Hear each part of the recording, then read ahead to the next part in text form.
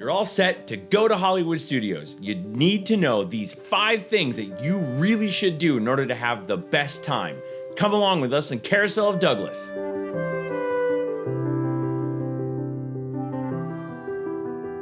All right, you've made your park reservation. It's time to go to Hollywood Studios, one of the greatest parks, in my opinion, on Walt Disney World property. One of the things that I recommend is that you follow these 5 tips of where you should go or what you should do in Hollywood Studios in order to have the best day. Now, we're not talking about things like rope dropping or where you should be and what lands, and no, we're not talking about that. We are talking about the 5 things that you really need to do during your day. Of course, bookended by rope dropping and going to see Fantasmic. But those things you already knew. Here's the 5 things we recommend. Coming in at number 5, we're going to tell you that you should do a sit-down restaurant. There are some great places to eat in Hollywood Studios, and the 2 that we recommend, and yeah, I know we're saying 2, it's the top 5. It was a hard choice. But the 2 we recommend are to go to 50's Primetime Cafe if you're looking for just a regular sit-down restaurant, and Hollywood Brown Derby if you're looking for a signature restaurant. 50's Primetime Cafe is amazing. It's got amazing comfort food like meatloaf and fried chicken, and my number 1 favorite dessert in all of Walt Disney World, the peanut butter and jelly milkshake. You will not regret getting that. There's also a great thing. Everyone's your cousin, mom's back in the kitchen, dad's running the bar, and they have these great antics that go around. Now, if you're not into antics, Michelle told me I should remind you that you can easily ask your waiter or waitress to not make you participate in the antics, and they're totally fine with that. But me personally, I love it. We had this one cousin, his name was Doug actually, and he was doing this great thing with a straw where he was tapping someone on the shoulder. It was one of the funniest things. He made this like 10-foot long straw that he was tapping somebody with from our table. It was hysterical. Along with the 50's Primetime Cafe, we recommend the signature restaurant, the Hollywood Brown Derby. If you're looking for a little bit of a plus up in the food, we highly recommend this restaurant. This is almost a must-do for us every time we go to Walt Disney World. We eat there at least once. First off, they have the infamous Cobb salad. It's fantastic. Cannot recommend that any higher. I also recommend that you check out their daily specials and their drink menu. They have an old-fashioned on that drink menu that I absolutely think is amazing. And then at the end of the night, you can have grapefruit cake, which was supposed to be healthy. It's not. It's amazing though. Hollywood Brown Derby. And the best part is you do pay a premium price because it's a signature restaurant, but you actually feel like you're getting the quality of food that you want for that price. It's great. Coming in at number 4 on our list is Slinky Dog Dash in Toy Story Land. What an amazing ride. Absolutely a family coaster that anyone can get on if they're over 38 inches. There is a height requirement, but if you're over that height requirement, it is so much fun. It has a bunch of giggle bumps. It has some really good turns and curves, no inversions, nothing that's gonna scare kids, and you get launched twice. Such an awesome ride. It also has some of the best views of Toy Story Land, and you can also see Galaxy's Edge from the highest points. Also, when you're riding on Slinky Dog Dash, it has some of the best theming. First thing, they make it look like it's overgrown, like you're actually in Andy's backyard, and the foliage they chose looks like overgrown grass and weeds. And finally, when you get to the end of it, you get to see Wheezy singing "You've Got a Friend in Me" in that Frank Sinatra-esque voice, using the Mr. Speak and Say. Love it. You need to check that one out. I recommend Slinky Dog Dash unequivocally. Just a great ride. Coming in at number 3 on our list is the Indiana Jones Stunt Spectacular.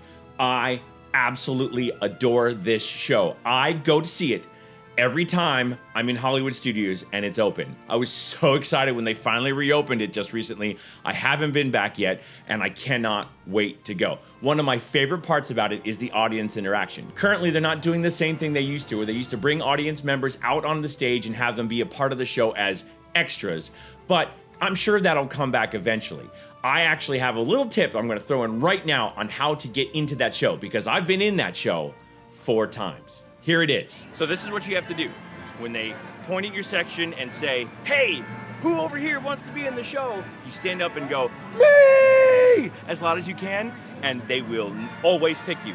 every time. Michelle can confirm, I have done this 4 times and gotten in the show. So if you want to be in that show, that's what you have to do. You have to completely embarrass everybody around you, but you do it, you're in. Again, Indiana Jones Stunt Spectacular, just a great show. It shows you all the ways that they kind of pulled off all those stunts in the first Indiana Jones movie, and it's so well done and entertaining, and you're sitting under a covered theater with these giant fans keeping it cool down there. It is the perfect spot to have a little bit of a moment of relaxation while you watch a show and you're fully entertained. Indiana Jones Stunt Spectacular definitely makes this list. You cannot go to Hollywood Studios without seeing number 2 on our list, the Twilight Zone Tower of Terror, or the Hollywood Tower Hotel at Hollywood Studios. Just an absolute gem of an attraction. It's thrilling, it's well themed, the cast members are into it, the wait times aren't all that long, it's just great. Highly recommend seeing the Tower of Terror. First off, it's got a dark ride element to it, and you're kind of going through this story. It starts once you enter the lobby in the line, and then you have a pre-show where you get spoken to by Rod Serling, and then there was an actor, I always forget his name, I'm terrible with it, I'll try to slip it in underneath here, who was actually given the go-ahead by Rod Serling's family to do an impression of Rod Serling, and then they patched all this stuff together. Oh my goodness, that pre-show is just so incredible. And then you're on a dark ride all the way through this creepy hotel, and then it kind of goes into the Twilight Zone, and then you get dropped. And the best part about the drop is it's 100% random. It'll do extra drops, it'll throw you up and down, and the best part is it moves down faster than gravity. And if you get to the bottom and you see the swirling window that breaks, you're going again. Oh yeah, going again! That's the zone that you want to be in. I love the bonus jump. I love riding that ride. Michelle loves riding that ride. All of my friends are like, we got to go on this ride. Number 2, Tower of Terror. You're gonna love it. Before we get to our number 1, I'm gonna throw in an honorable mention, and that honorable mention is Oga's Cantina in Galaxy's Edge. It is a pretty awesome place to go. It's not really totally for everybody, which is why I didn't really make this list, but I'm throwing it in because Michelle and I and all of our friends think it's amazing, but we have noticed some comments online that it might not be for everyone. I highly recommend the fact that you go there and check out all the options for drinks and the souvenir things you can get there. It's really great. DJ Rex is hysterical, and the theming in that restaurant is awesome. It is difficult to get a reservation, and I highly recommend you do it. So check that one out. I do have a video that I put up about it, very popular one on this channel, about that specific cantina. So check out my video on Oga's Cantina, and I'm sure you're gonna love it.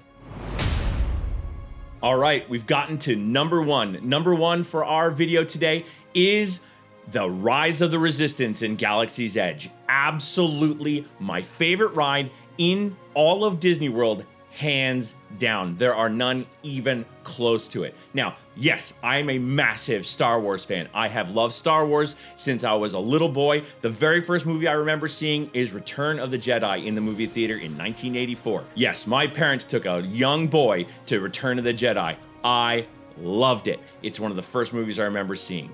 However, I gotta say that even if you're not a Star Wars fan, you will love this ride. The immersion is incredible. You feel like you're in a movie scene. You are, first thing, the queue. Just the queue is incredible. When you get into the room with Rey and BB-8 and that hologram turns on and you're talking to Rey, and then you have that conversation with Poe and everybody else, just incredible. Then you move out into a space where you see Poe Dameron's X-Wing with BB-8 in it. And then you get on this amazing transport ship with Lieutenant Beck and Nine Nub driving it, and you're sitting there and you go out and you end up in a space battle, and then you go into this gigantic room with stormtroopers, and oh my goodness, you cannot believe how immersed you get just getting to the ride.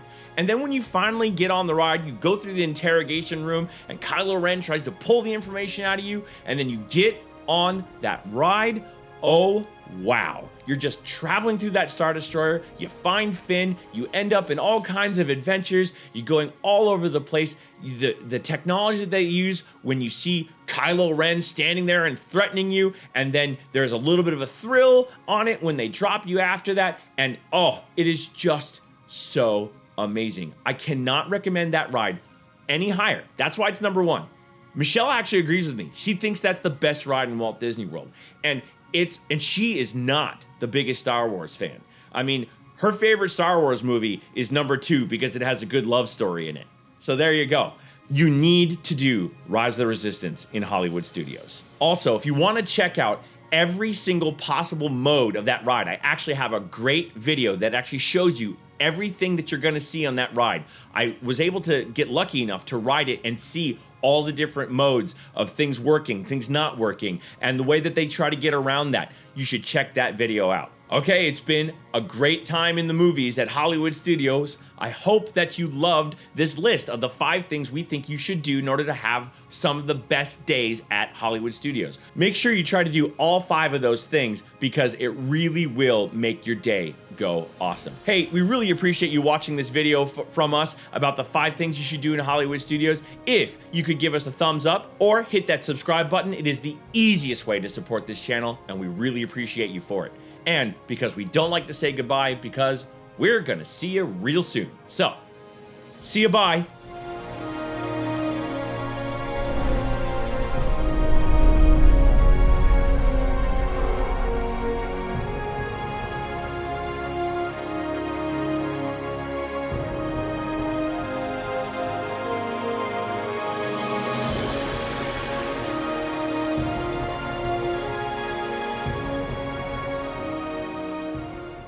Blah.